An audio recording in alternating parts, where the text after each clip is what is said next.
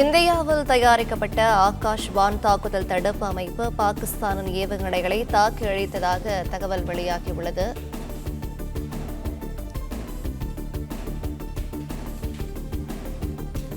இந்திய ராணுவம் மற்றும் விமானப்படை இணைந்து ஆகாஷ் ஏவுகணை மூலம் பாகிஸ்தானின் வான் தாக்குதலை முறியடித்துள்ளன.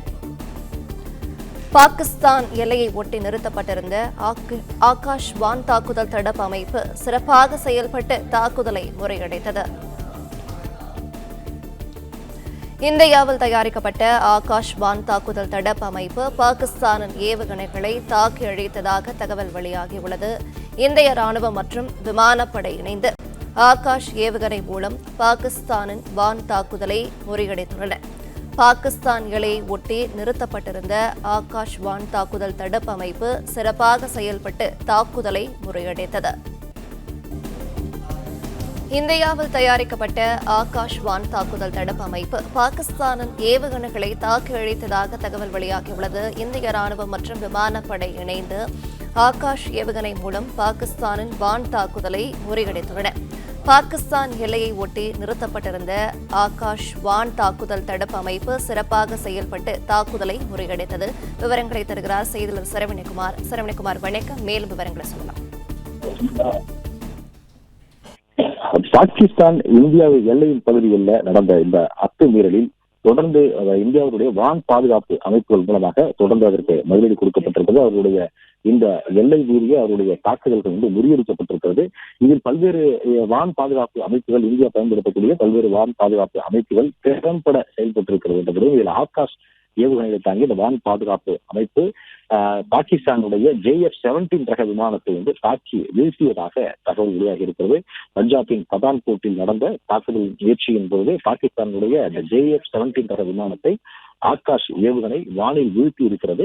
இந்தியாவினுடைய தயாரிப்பான இந்த ஆகாஷ் ஏவுகணை இது 25 கிலோமீட்டர் ரேஞ்ச் வரைக்கும் வரை சென்று தாக்குவதற்கான வல்லமை கொண்டது. இது போன்று பராக் 8 என்ற ஒரு ஏவுகணையும் இந்தியா பயன்படுத்துகிறது. MR-SAM என்ற ஒரு ஏவுகணையும் பயன்படுத்துகிறது. ஸ்பைடர் என்ற ஒரு ஏவுகணையும் இந்தியா பயன்படுத்துகிறது. இது மட்டும் இல்லாமல் வான் பாதுகாப்பு அமைப்பான S-400 என்ற இந்த அமைப்பு 2018 ரஷ்யாவிடமிருந்து வாங்கி மேற்கு எல்லைகளில், குறிப்பாக பாகிஸ்தானுடைய அந்த எல்லையோர மாநிலங்களில் பஞ்சாப், ராஜஸ்தான், ஜம்மு காஷ்மீர் பகுதிகளை நிலைநிறுத்தி இதற்கான இந்த பாதுகாப்பு நடவடிக்கை மேற்கொண்டிருக்கிறது.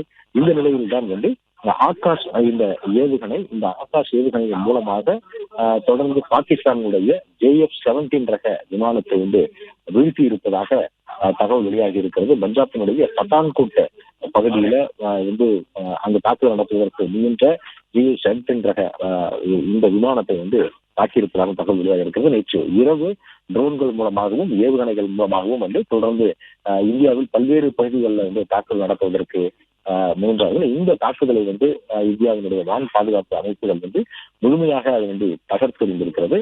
முழுமையாக ஒரு பாதுகாப்பு கவசம் போன்று செயல்பட்டிருக்கிறது. இதுல ஆகாஷ் ஏவுகணையினுடைய பங்கு, வான் பாதுகாப்பு இந்த ஏவுகணை தாங்கி இந்த வான் பாதுகாப்பு அமைப்பினுடைய பங்கு முக்கியத்துவம் வாய்ந்ததாக பார்க்கப்படுகிறது. இந்திய தயாரிப்பான இந்த ஏவுகணைகள் வான் பாதுகாப்பு அமைப்பை தற்போதைய தொழில்நுட்பத்திற்கு ஏற்ற வகையில DRDO, அதாவது பாதுகாப்புத்தினுடைய ஆராய்ச்சி மற்றும் மேம்பாட்டு பிரிவு, இவை தொடர்ந்து அதற்கான அதை மேம்படுத்தக்கூடிய நடவடிக்கைகளில் ஈடுபட்டு தற்பொழுது எல்லை பகுதிகளில் இவற்றை அதற்கு பாதுகாப்புக்காக ராணுவம் பயன்படுத்தி வருகிறது. நேற்று பல்வேறு இடங்களில் முக்கியமாக 3 மாநிலங்களின் குறிவைத்து அதில் இருக்கக்கூடிய நகரங்களை பஞ்சாப், ராஜஸ்தான், ஜம்மு காஷ்மீரை குறிவைத்து பாகிஸ்தான் ட்ரோன் தாக்குதல் நடத்துவதற்கு திட்டமிட்டிருந்தது. ஏவுகணை தாக்குதலை அவர்களுடைய போர் விமானங்கள் மூலமாக தாக்குவதற்கு முயற்சி செய்தது. அவந்திபுரா, ஸ்ரீநகர், ஜம்மு, பதான்கோட், அமிர்தசரஸ், கபூர்தலா, ஜலந்தர், லூதியானா ஆகிய பகுதிகளிலும் இந்த தாக்குதலை நடத்துவதற்கு பாகிஸ்தான் முயன்றது. இந்த பகுதிகளை நோக்கி வந்த ட்ரோன்கள் வான் பாதுகாப்பு அமைப்பால் வீழ்த்தப்பட்டது. நடுவானிலேயே அதை அழிக்கப்பட்டது. அதே போன்று அத்தம்பூர், கத்திண்டா, சண்டிகர், நல், பாலூடி, உத்தர்லாய், பூஞ்ச் உள்ளிட்ட அந்த பகுதிகளை நோக்கியும் இது போன்ற ட்ரோன்களும் ஏவுகணைகளும் பாகிஸ்தானுடைய போர் விமானங்கள் மூலமாக அனுப்பப்பட்ட இவற்றை எல்லாமே வான் பாதுகாப்பு அமைப்புகளும் இந்தியாவினுடைய ஏவுகணைகளுமே அவற்றை அழித்திருக்கிறது.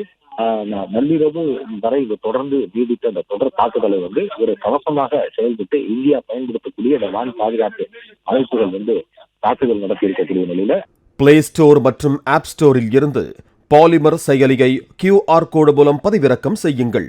செய்திகளை உடனுக்குடன் பெறுங்கள்.